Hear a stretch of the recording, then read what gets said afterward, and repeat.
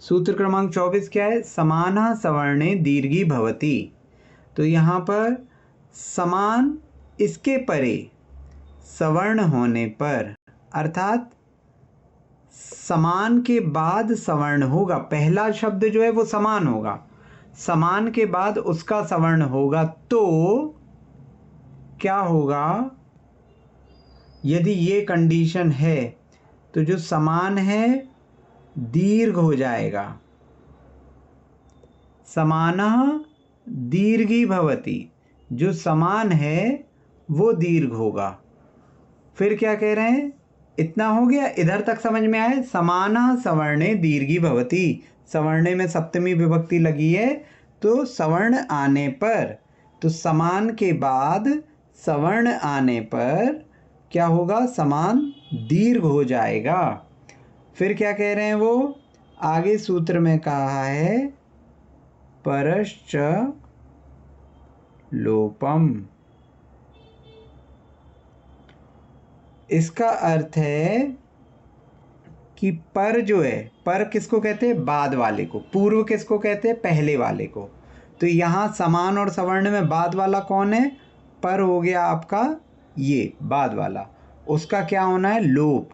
तो अगले का क्या हो जाएगा? लोप हो जाएगा। कल कोई पूछ रहा था ना कि परश्च लोपम क्या है, तो सवर्ण का लोप होगा और समान जो है वो दीर्घ हो जाएगा। तो अर्थ क्या निकला? उदाहरण से देखें, जैसे आ धन आ है, ठीक है, तो आ क्या है? समान है। इसके परे क्या आ गया? सवर्ण आ गया। सवर्ण आ गया तो आ को करो दीर्घ, तो ये हो गया आ, और इस अगले वाले आ का करो लोप, तो केवल आ बचा। ठीक है, इस प्रकार यदि हमने कहा आ धन ई, आ धन ई कहा तो आ जो है वो समान है, लेकिन आ के परे ये सवर्ण है क्या? तो ये सवर्ण नहीं है, तो सूत्र क्रमांक 24 इसमें नहीं लगेगा, क्योंकि समान के बाद सवर्ण होना चाहिए। तो पहली कंडीशन तो हो गई समान है, लेकिन उसके बाद सवर्ण होना था, तो ई आ का सवर्ण नहीं है, तो इसलिए ये सूत्र नहीं लगेगा। कंडीशन क्या है कि समान के परे सवर्ण हो तो क्या हो जाएगा? समान जो है वो दीर्घ हो जाएगा और सवर्ण का लोप हो जाएगा। ठीक है, समझ में आया ये नियम? कोई प्रश्न किसी को? आगे चलें। तो इसी प्रकार ये सभी में लग जाएगा। आप लोग इसके उदाहरण कर चुके हैं, इसमें कुछ और पूछना है तो पूछ लीजिए, नहीं तो फिर मैं आगे चलूं।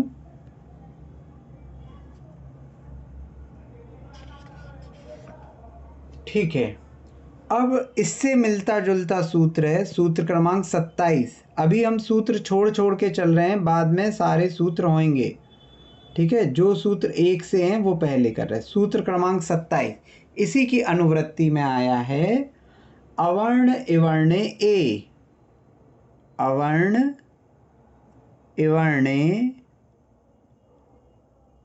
ए, अवर्ण इवर्णे ए। ये सूत्र क्या कह रहा है कि अवर्ण इसके परे इवर्ण होने पर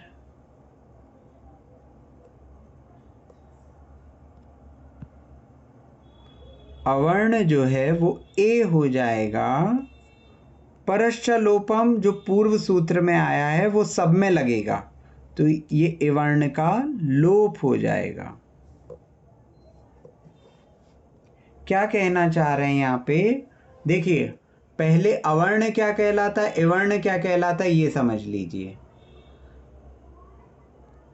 जब हम कहते हैं अवर्ण, तो अवर्ण में आ और आ दोनों आ जाते हैं। इवर्ण कहा तो इवर्ण का अर्थ है ई और ई, ह्रस्व और दीर्घ दोनों आएंगे। उवर्ण कहेंगे तो उवर्ण में उ और ऊ दोनों आएंगे। ऋवर्ण कहेंगे तो इसमें री और दीर्घ री ये दोनों आएंगे। इसी प्रकार रिवर्ण कहेंगे तो इसमें री और दीर्घ री दोनों आ जाते हैं। तो वर्ण मतलब दोनों को लेना, जो सवर्ण का पेयर था उसको लेना। अगर मैं कार कहता हूं, अगर मैं कहूं अकार, अकार कह रहा हूं तो आ अकेला, आकार कह रहा हूं तो इसका मतलब आ, दीर्घ आ अकेला। इकार कह रहा हूं तो ई अकेला। ठीक है, तो जब वर्ण कहा जाएगा तो वर्ण में दोनों, और कार कहा जाएगा तो कार में एक। ठीक है, तो अवर्ण कहूं, इवर्ण कहूं, उवर्ण कहूं, रिवर्ण कहूं, रिवर्ण कहूं, तो इनके जो पेयर हैं वो दोनों इसमें आ जाएंगे। आकार कह रहा हूं तो जिसमें भी कार लगा हुआ है, अगर मैंने कहा ओकार, ओकार कहा तो बस कार हटा दो, क्या बचा ओ, तो ओ अकेला मतलब है इसका। उकार, कार हटा दो, ऊ मतलब है इसका। ठीक है, ये समझ में आया कार और वर्ण क्या कहलाएंगे? कोई समस्या? आगे चलें? ठीक है, तो हाँ, कोई कुछ कह रहा है?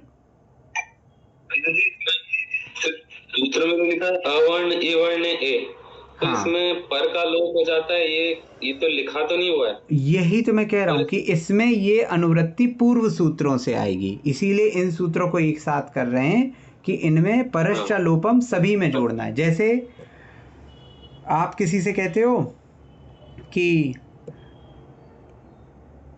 ये वाली पुस्तक लिफाफे में डाल दो, हैं, फिर अब आप पुस्तक शब्द का प्रयोग नहीं करोगे, और ये इसमें, ये इसमें, ये इसमें, तो क्या है, पहला शब्द, पहला वाक्य जो बोला जाता है उसमें सारी चीज़ें बोल दी जाती हैं।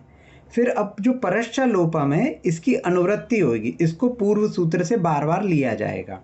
ठीक है, तो अवर्ण इवर्ण ए, तो अवर्ण इवर्ण ए, इसका अर्थ क्या हो गया कि अवर्ण, अवर्ण में क्या क्या हो गया, आ और आ, ये यदि मिलेगा किससे, इवर्ण से, इवर्ण अर्थात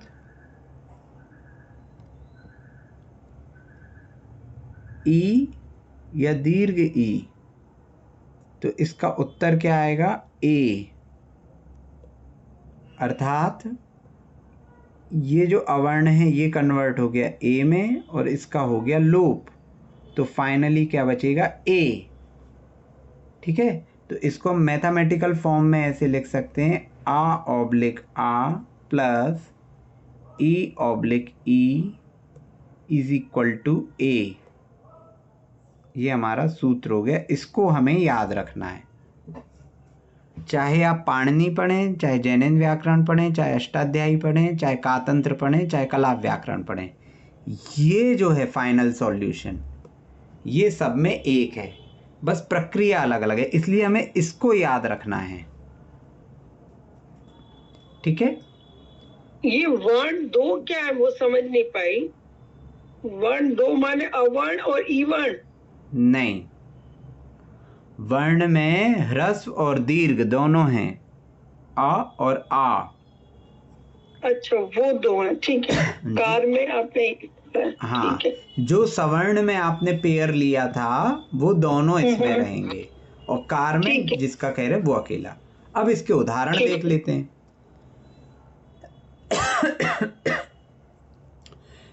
हमने कहा देव धन इंद्र, तो देव धन इंद्र, देव के अंत में क्या है, आ, और इंद्र के प्रारंभ में क्या है, ई, तो ये इसके स्थान पे क्या हो गया, ए, तो ये क्या हो जाएगा, देवेंद्र।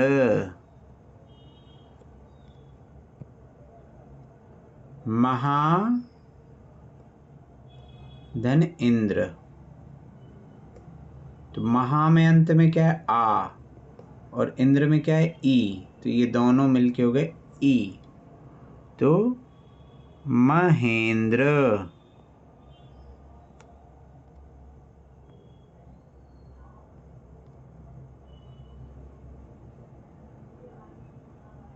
राज धन ईश, तो राज के अंत में है आ और यहाँ पे है ई, तो ये दोनों मिलके भी ए होंगे, तो ये क्या हो जाएगा, राजेश, राजेश।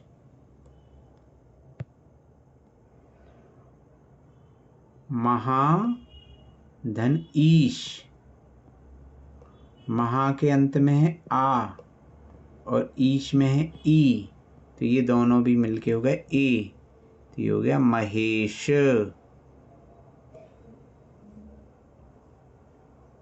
ठीक है,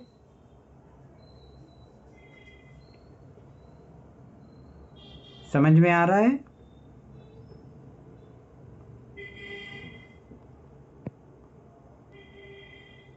भैया जी, हाँ, मेरा प्रश्न था कि जैसे आपने अवर्ण, ई वर्ण, उ वर्ण और ऋ वर्ण पढ़ा, तो वैसे ही ए वर्ण और ओ वर्ण भी है या नहीं। वो ए कारो, ऐकारो, ओकारो और औकारो ऐसे बोला जाता है? अभी हम उनमें आएंगे। अभी मैंने ए आई ओ औ के विषय में कुछ भी नहीं कहा है, अभी उनमें आगे अच्छा। आएंगे। वो वर्णों में मतलब अलग प्रकार से चलेंगे, ठीक है? तो अभी उस पे कंफ्यूज नहीं हुए। वर्ण जो चलेगा 5 पे ही चलेगा, अवर्ण, इवर्ण, उवर्ण, ऋवर्ण और लृवर्ण, इन 5 पे ही, ठीक है? ए ओ पे वर्ण नहीं चलेगा, ठीक है? क्योंकि यहाँ ह्रस्व और दीर्घ का ही पेयर बनना है ना, जो समान है उन्हीं में वर्ण चलेंगे, ठीक है? ठीक है जी। हाँ, जिन धन इंद्र, जिनेंद्र, तो इस प्रकार ये आपके अवर्ण और इवर्ण जब भी मिलेगा तो ए उत्तर आएगा। ऐसे आप अनेकों नाम अपने प्रचलन में आसपास देख सकते हैं। यहां तक किसी को कोई समस्या?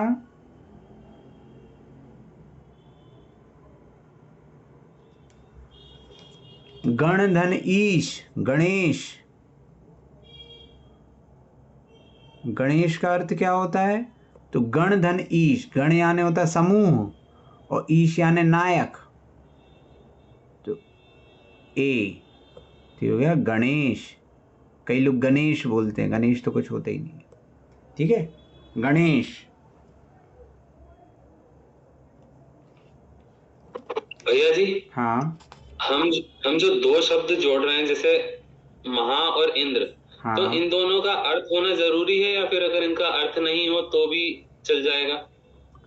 नहीं, मतलब ऐसा आवश्यक नहीं है कि हमेशा। क्या होता है कि संधि है क्या, संधि है क्या, संधि सामान्य से आपने जो लिखा है उसको हमने लिखा ANKIT और हमने लिखा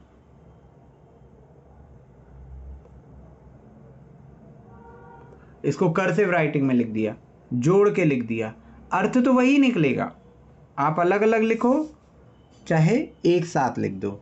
क्या होता है जब कभी समास किए जाते हैं, आगे समास पढ़ेंगे, तो 2 शब्दों को जब आसपास लिखा जाता है तो उनमें संधि कर दी जाती है। उच्चारण की दृष्टि से संधि का प्रयोग होता है मूलतः, ताकि उच्चारण जब आप स्तोत्र पाठ आदि करते हैं तो उच्चारण जल्दी हो सके, उनको जल्दी पढ़ा जा सके। यदि संधि विच्छेद करके लिखेंगे ना तो श्लोक पाठ आदि आप जो करेंगे तो उनमें ना तो आपकी लय बनेगी ना कुछ बनेगा, क्योंकि आपको अलग अलग जगह पे पॉज लेना पड़ेगा, रुकना पड़ेगा। तो संधि इस कारण से की जाती, बाकी अर्थ में कोई अंतर नहीं आता, ठीक है? नहीं भैया जी, मैं ये पूछ रहा था कि जैसे जिन दोनों को जोड़ा है उन दोनों का इंडिविजुअली कोई अर्थ होना चाहिए या फिर वो दोनों के, जैसे महा और न जोड़ दिया मैंने, महा और न, देखिए न का कोई अर्थ नहीं है। ना का अर्थ है ना नकारात्मक। अच्छा, नहीं जैसे दोनों को जोड़ने से महान बनता है, अगर मान लीजिए कुछ ऐसा नियम है नहीं, तो ऐसा नहीं कि आप कहीं से भी कुछ नहीं जोड़ेंगे क्योंकि शब्द जो आ रहा है संधि में वो उसका अस्तित्व भी तो होना चाहिए। अगर उसका अस्तित्व ही नहीं है उस शब्द का तो आप जोड़ कैसे रहे हो? क्योंकि आप जैसे कर्सिव राइटिंग में लिखोगे तो आप जो 26 अल्फाबेट्स है उन्हीं को तो कर्सिव राइटिंग में लिखोगे जिनका अस्तित्व है। कहीं से 27वां थोड़ी ले आओगे। ठीक है ना? ठीक। तो ये क्लियर है? इसमें कोई प्रश्न किसी को? हाँ, आगे चलते हैं। अगला सूत्र देखना है, सूत्र क्रमांक 30। अभी जिनमें अनुवृत्ति हो रही है, जिनमें इन्हीं सूत्रों की अनुवृत्ति हो रही है उनको देख रहे हैं। हमने पहले देखा था सूत्र क्रमांक 24, उसके बाद 27, अब इसके बाद देख रहे हैं सूत्र क्रमांक 30। उवर्णे ओ। देखिए सूत्र छोटा होता जा रहा है। पहले बहुत बड़ा सूत्र था। क्या सूत्र था? समाना सवर्णे दीर्घी भवति परश्च लोपम। फिर अवर्णे इवर्णे ए आया, है ना, 3 उसमें गया। अब सूत्र और छोटा हो गया, उवर्णे ओ। तो उवर्णे ओ में 2 चीजों की अनुवृत्ति आ रही है। आगे क्या लिखा हुआ था? अवर्ण। अवर्ण उवर्णे ओ परश्च लोपम। पीछे और आगे दोनों की अनुवृत्ति आ रही है। क्या कह रहे हैं? पहले सूत्र में कहा था कि अवर्ण के बाद इवर्ण होने पे ए होता है, और अब आचार्य कह रहे हैं कि और वर्ण होने पे ओ होता है, इसलिए उन्होंने अवर्ण फिर से नहीं कहा। तो इसका अर्थ क्या निकल रहा है कि अवर्ण को यदि उवर्ण से जोड़ा जाएगा तो उत्तर आएगा ओ। इसको लिखेंगे कैसे कि अवर्ण और उवर्ण अगर जोड़े जाएंगे तो अवर्ण के बाद अगर उवर्ण होगा तो अवर्ण का हो जाएगा ओ, और उवर्ण का परश्च लोपम, पीछे वाले का लोप होएगा। तो अवर्ण कन्वर्ट हुआ ओ में और उवर्ण का हो गया लोप। तो फाइनल आंसर क्या आया? ओ, है ना। तो अवर्ण अर्थात क्या हो गया? आ अथवा आ ह्रस्व दीर्घ, ये जुड़ेगा किससे? उवर्ण से। ऊ अथवा ऊ ह्रस्व दीर्घ दोनों।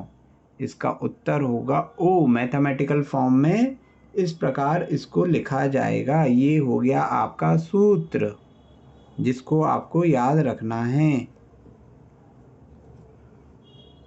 कैसे?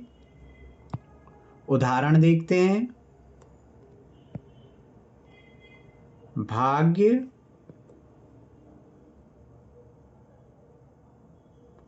धन उदय। तो उदय का ऊ और भाग्य का आ। तो अवर्ण उवर्ण से मिलेगा तो हुआ क्या? ओ। अवर्ण का ओ और ऊ का लोप। तो ये क्या हो जाएगा? भाग्योदय।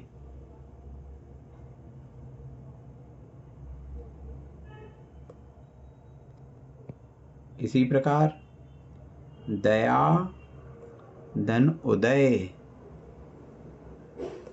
तो यहाँ आ है, दीर्घ आ, और ये जुड़ा ऊ से, तो इसका हो गया ओ। तो ये हो गया दयोदय।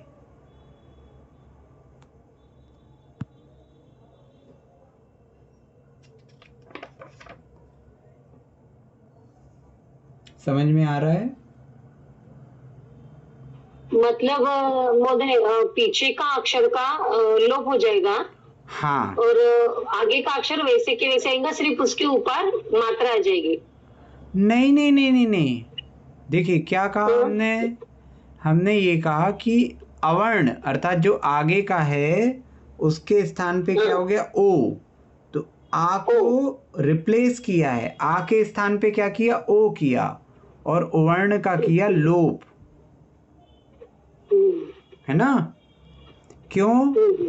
यहाँ पे दया था, तो दया अर्थात क्या हो गया? दय धन आ, है ना। और ये ऊ धन दय उदय, तो ये दोनों मिलके क्या हो गए? ओ। तो अब दय में क्या जुड़ गया? ओ। तो ये हो गया दयो दय। इन दोनों के स्थान पे हमने क्या लिख दिया? ओ लिख दिया। तो दयोदय। ओ लिखो।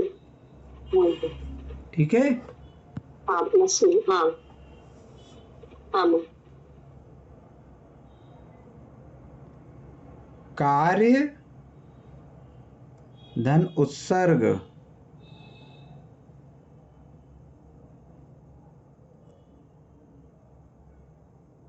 काय धन उत्सर्ग, तो यहाँ क्या था, आ धन उ, ये हुआ ओ, ये हो गया कायोसर्ग।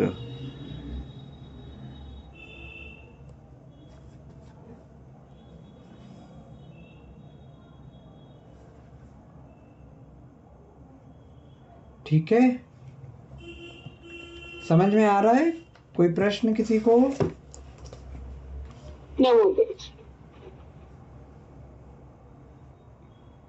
वैसे तो सरल सही है ना?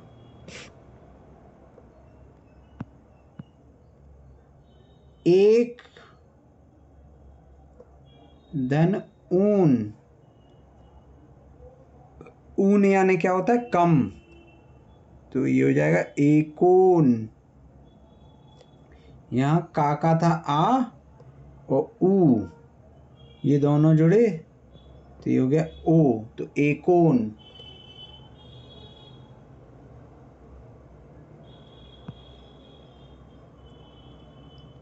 गंध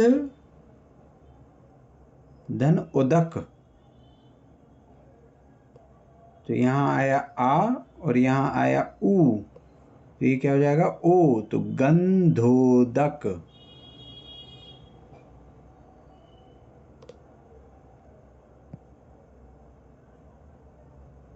ये गंधोदक होता है हमेशा, कई लोग इसको गंधोदक बोल देते हैं। गंधोदक यानी हो जाएगा गंदा जल, और गंधोदक यानी होता है सुगंधित जल। ठीक है, तो गंधोदक होता है जो अभिषेक आदि के बाद होता है, वो गंधोदक, गंध धन उदक। कई लोग जल्दी जल्दी बोलते तो बोलते थे गंधोदक गंधोदक, गंधोदक में तो अर्थ ही बदल जाएगा। ठीक है, गंध धन उदक। तो इस प्रकार ये हो गया। यहां तक कोई प्रश्न किसी को?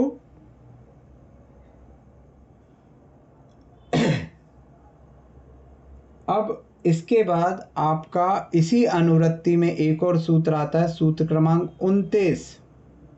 सूत्र क्रमांक 29 क्या कह रहा है, ऋवर्णे अर, तो यहां पर भी अनुवृत्ति आएगी कि अवर्ण ऋवर्ण। सूत्र क्रमांक 29 नहीं होगा, 31 है वो। सॉरी 31। 31 हाँ।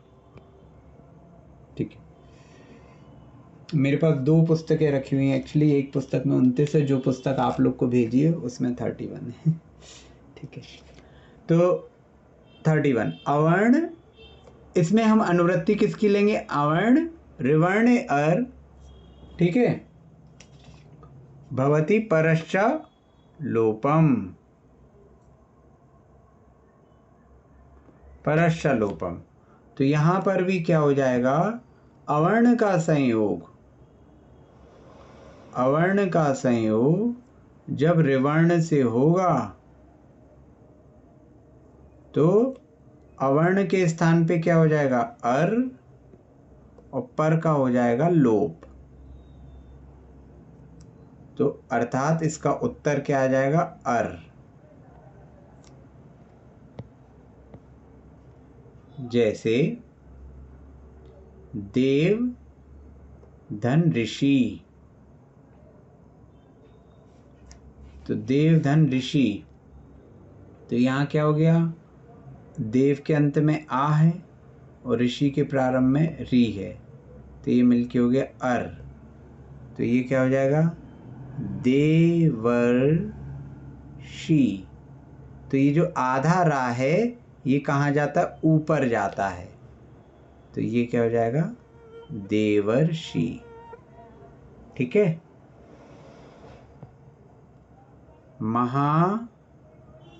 धन ऋषि, तो यहाँ क्या है, आ, महा का आ और ऋषि का री, तो ये क्या हो जाएगा, अर, आ और री मिलके अर, तो ये हो जाएगा महर्षि।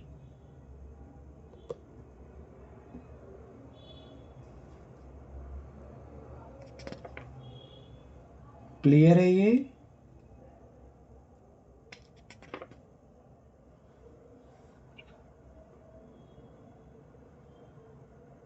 हाँ मैम महोदय।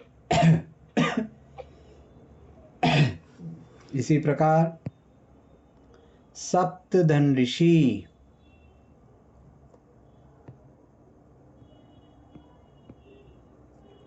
तो ये क्या हो जाएगा, सप्त के अंत में आ और ऋषि के प्रारंभ में री, तो ये दोनों मिलके हो गए अर, तो ये हो जाएगा सप्तर्षि।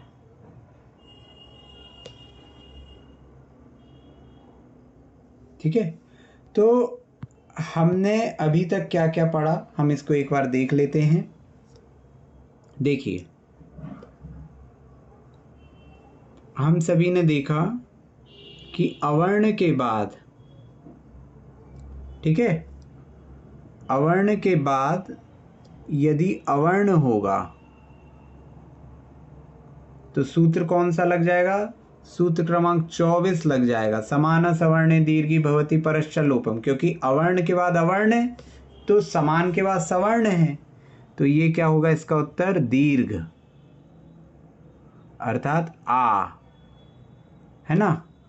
अवर्ण के बाद अगर इवर्ण होगा, इवर्ण होगा तो हमारा सूत्र क्रमांक लग जाएगा कौन सा, 27, 27। अवर्ण इवर्ण ए, तो इसका उत्तर क्या आ जाएगा, ए। अवर्ण के बाद अगर उवर्ण होगा तो उवर्ण ओ, सूत्र क्रमांक 30, तो उत्तर आ जाएगा ओ। और अवर्ण के बाद अगर ऋवर्ण होगा तो हमारा लगेगा सूत्र क्रमांक 31 और उत्तर आएगा अर। ठीक है, तो इस तरह से हमने लेफ्ट हैंड साइड पे हमारा जो पूर्व पद था उसको हमने रखा अवर्ण, और यहाँ पे हमने सब चेंज कर लिए। यहाँ पे पहले अवर्ण रखा, फिर इवर्ण रखा, फिर उवर्ण रखा, फिर ऋवर्ण रखा। ठीक है, ऋवर्ण को हम अभी नहीं पढ़ते हैं क्योंकि ऋवर्ण हम उपयोग नहीं करते हैं। तो ऐसे अवर्ण के साथ आपके भिन्न भिन्न जो कॉम्बिनेशन बनेंगे, भिन्न भिन्न जो वर्ण आएंगे, तो उस संदर्भ में क्या प्रक्रिया होगी तो ये हम समझ सकते हैं। ये सभी को समझ में आया? ये अगर आप याद रखेंगे ये चार्ट तो बहुत इजी हो जाएगा आपको। ठीक है, क्लियर है? आज जो कुछ भी पढ़ा, कल जो भी पढ़ा, इन दोनों में मिला के कोई प्रश्न किसी को?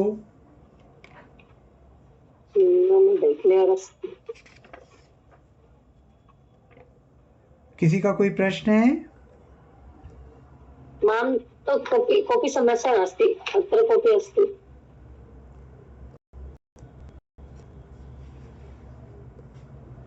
ओके,